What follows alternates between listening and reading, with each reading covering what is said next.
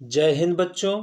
अगर बच्चों आप लोग क्लास 9th के छात्र हैं और अर्धवार्षिक परीक्षा 2025 और 26 विषय चित्रकला की तैयारी कर रहे हैं तो ये वीडियो आपके लिए काफ़ी ज़्यादा इम्पोर्टेंट होने वाला है।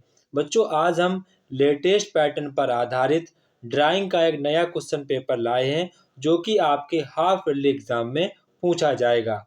बच्चों ये question paper NCERT based question paper है जो कि आपके एग्जाम के लिए काफ़ी ज़्यादा इम्पोर्टेंट है। बच्चों यहाँ पर आपको सभी के सभी इम्पोर्टेंट क्वेश्चन ही देखने को मिलेंगे।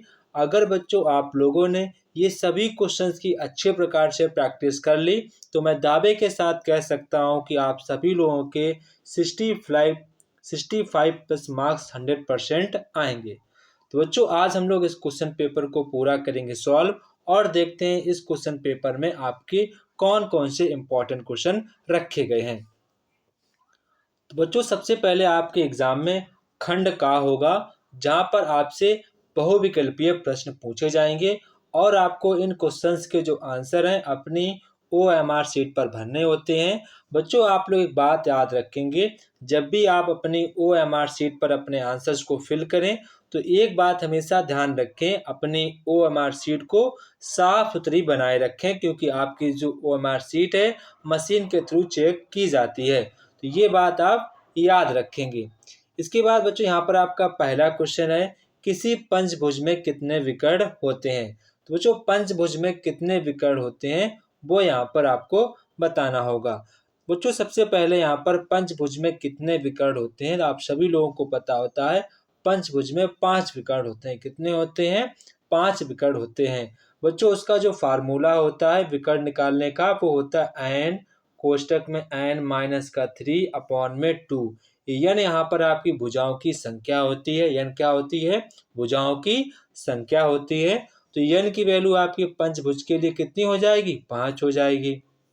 इसके बाद 5-3/2 कर देंगे तो यहाँ पर आपका बचेगा 5 × 2/2। 2 से 2 कट जाएगा, आपका आंसर 5 आ जाएगा। इसीलिए यहाँ पर मैंने आंसर 5 को टिक किया है। तो आप इस फार्मूले को याद रखें। हो सकता है आपके एग्जाम में षष्ठभुज का पूछ दिया जाए या फिर आपसे अष्टभुज का पूछ दिया जाए। बच्चों आप लोग मुझे कमेंट बॉक्स में कमेंट करके बताएंगे, आपको ये फार्मूला याद रखना है, ठीक है। आप सभी लोग मुझे अष्टभुज में कितने विकर्ण होते हैं वो आप लोग मुझे कमेंट बॉक्स में कमेंट करके बताएंगे। अष्टभुज के कितने विकर्ण होते हैं आप लोग मुझे कमेंट बॉक्स में कमेंट करके बताएंगे, ठीक है। ये आपका होमवर्क है। होमवर्क आपको अपने कमेंट बॉक्स में कमेंट करके बताना है। इसके बाद आपका क्वेश्चन नंबर 2 है, तिरछे अक्षरों का झुकाव कितने अंश का होता है। तो ये आपको याद रखना है। तिरछे अक्षरों का जो झुकाव है सामान्यतः आपका 75 डिग्री होना चाहिए। कितना होना चाहिए? 75 डिग्री होना चाहिए।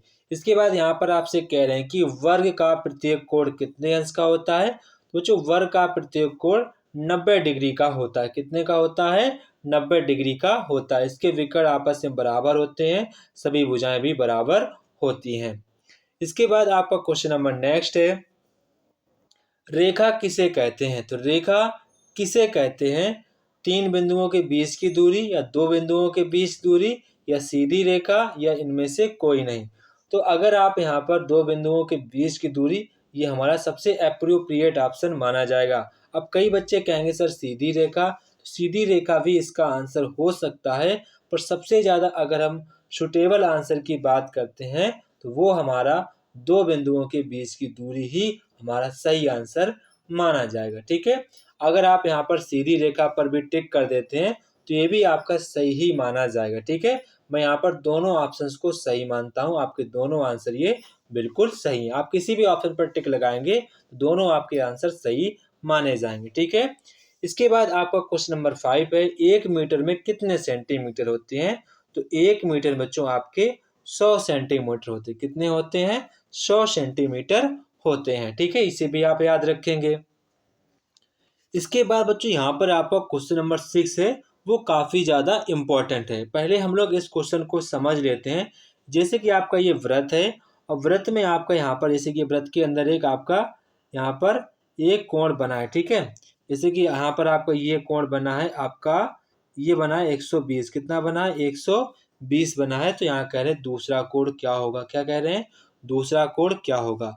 हो सकता है यहाँ पर ऐसा भी हो सकता है केंद्र पर कोण बना हो, ऐसा हो सकता है ये वाला आपका ऐसा फिगर हो, ठीक है ऐसा हो सकता है ये आपका कोण 120 हो, तो ये कोण कितना होगा, ठीक है।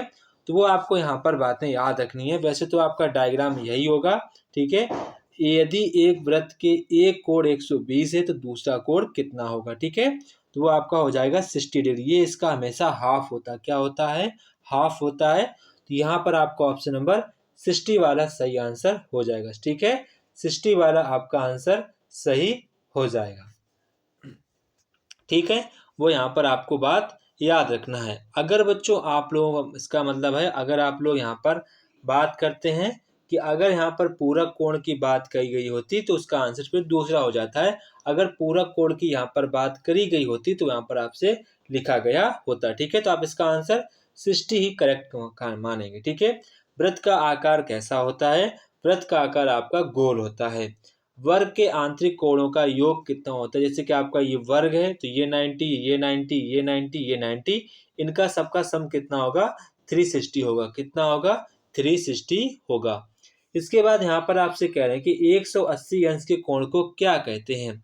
तो 180 अंश के कोण को हम लोग क्या कहते हैं, उसको हम लोग कहते हैं ऋजु कोण या फिर सरल कोण कहते हैं, ठीक है। तो इसका आंसर हमारा राइट हो जाएगा ऑप्शन नंबर ए, क्या हो जाएगा ऑप्शन नंबर ए आपका हो जाएगा सरल कोण, क्या हो जाएगा सरल कोण। या फिर आपका आंसर सही हो सकता है ऋजु कोण, कई बार आपका ऋजु भी लिखा हुआ मिल सकता है, ठीक है। इसके बाद यहाँ पर कह रहे हैं कि दो संख्याओं की तुलना को क्या कहते हैं, दो संख्याओं की तुलना को क्या कहते हैं, उसको हम लोग अनुपात कहते हैं, क्या कहते हैं अनुपात कहते हैं। इसके बाद जो यहाँ से आपके आलेखन कला से क्वेश्चन पूछे जाएंगे, आलेखन कला से, ठीक है। इसका आंसर किससे पूछा जाएगा आलेखन कला से। तो बच्चों यहाँ पर आपका राइट आंसर है टिंड रंग कौन सा होता है। तो टिंड रंग कौन सा होता है, वो यहाँ पर आपका हो जाता है सफेद, क्या हो जाता है सफेद, ठीक है। इसके बाद पीले रंग का विरोधी कौन सा होता है, पीले रंग का विरोधी होता है बैगनी, क्या होता है बैगनी। इसके बाद जो आपका ड्राइंग शब्द है, जो आपका कला शब्द है, वो किस भाषा से लिया गया है, वो लिया गया है संस्कृत भाषा से लिया गया है। इनमें से कौन सा रंग गर्म होता है, तो लाल रंग गर्म होता है, ठीक है लाल रंग आपका गर्म होता है। ओष्ठवाल चक्र में कितने रंग होते हैं, तो ओष्ठवाल चक्र में 8 रंग होते हैं। शीतल रंग कौन सा होता है, तो शीतल रंग आपका यहाँ पर पीला तो होगा नहीं, नारंगी होगा नहीं, लाल तो आपका गर्म रंग है, तो आपका राइट आंसर हो जाएगा हरा, क्या हो जाएगा हरा। फूल की बाहरी रेखा बनाने हेतु किस नंबर का ब्रश का प्रयोग करना चाहिए, तो किस नंबर का मतलब कि ब्रश का आपको प्रयोग करना चाहिए, वो 2 नंबर का आपको प्रयोग करना चाहिए, ठीक है 2 नंबर के ब्रश को प्रयोग करना चाहिए।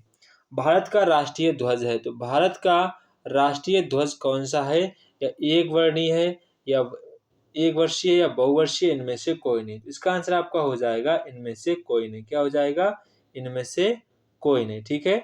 मतलब कि यहाँ पर ये क्वेश्चन डाउटफुल है, भारत का राष्ट्रीय ध्वज है तो मतलब इसका आंसर हो सकता है बहुवर्षीय हो, वैसे इसका आंसर आपका हो जाएगा इनमें से कोई नहीं, ठीक है इनमें से कोई नहीं। इसके बाद आपका क्वेश्चन नंबर 9 है, हरा रंग नेत्रों पर कैसा प्रभाव डालता है, तो हरा रंग नेत्रों पर आपका ठंडा प्रभाव डालता है, कैसे डालता है ठंडा प्रभाव डालता है। एकाकी रंग संगति में कितने रंग प्रयोग होते हैं, तो एकाकी रंग संगति में केवल और केवल एक रंग का ही प्रयोग होता है, ठीक है। इसके बाद जो यहाँ पर आपका खंड खा है, तो खंड खा में यहाँ पर आपको प्रावैधिक कला से आपको किसी 3 प्रश्नों के उत्तर देने हैं, अंतिम प्रश्न अनिवार्य है। तो यहाँ पर आपसे कह रहे हैं कि एक 7 सेंटीमीटर रेखा को आपको 5 समांतर भागों में बांटना है। सबसे पहले आप 7 रेखा खींच लेंगे, इसके बाद आपको यहाँ पर 7 ऐसे कट लगा लेने हैं, 1 2 3 4 5 6, ठीक है। तो अभी 6 एक 7 ऐसे इसको मिला देना, इसी के समांतर यहाँ पर आपको रेखा खींचते हुए जाना है। तो ये आपके 7 भागों में बढ़ जाएगी, आपकी रचना बन गई। इसके बाद यहाँ पर आपसे कह रहे हैं कि 2.5 सेंटीमीटर ऊंचाई वाले समबाहु त्रिभुज की रचना करनी है, क्या करनी है समबाहु त्रिभुज की यहाँ पर आपको रचना करनी है। तो करना क्या, आपको पहले एक अपना मंचा आधार खींच लेना है। उसके बाद यहाँ पर इसके बीच इसकी इस रेखा का आपको अर्धक कर देना है, ठीक है, अर्धक कर देना है, ठीक है।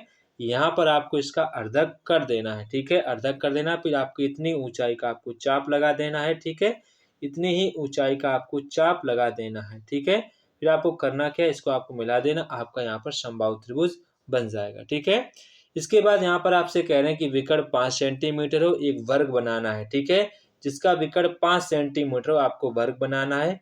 त्रिभुज आवास आप बनाइए जिसका जो आधार है 4 सेंटीमीटर है और आवास आपका कोण 70 सेंटीमीटर है और दो भुजाओं का योग आपका 7 सेंटीमीटर। तो आपको यहाँ पर त्रिभुज बनाना है, ठीक है। इसके बाद यहाँ पर आपसे कह रहे हैं अनिवार्य प्रश्न। अनिवार्य प्रश्न कह रहे हैं कि इंडिया शब्द को 2.5 सेंटीमीटर ऊंचाई में तिरछे अक्षर में ज्यामितीय विधि द्वारा चित्रित करना है। आलेखन कला में आपसे पूछा गया कोई एक कार्य करना है। 16 बाई 16 सेंटीमीटर के वर्ग में भारतीय पुष्प पत्ती और कलियों पर आधारित आलेखन बनाइए। इसमें से 3 सपाट जल रंगों का प्रयोग भी करना है। अथवा मैं आपसे कह रहे हैं कि 16 सेंटीमीटर व्यास के एक वृत्त में भारतीय पुष्प पत्ती और कली पर आधारित आलेखन बनाइए। इनमें उसमें 3 सपाट रंगों का समावेश होना चाहिए।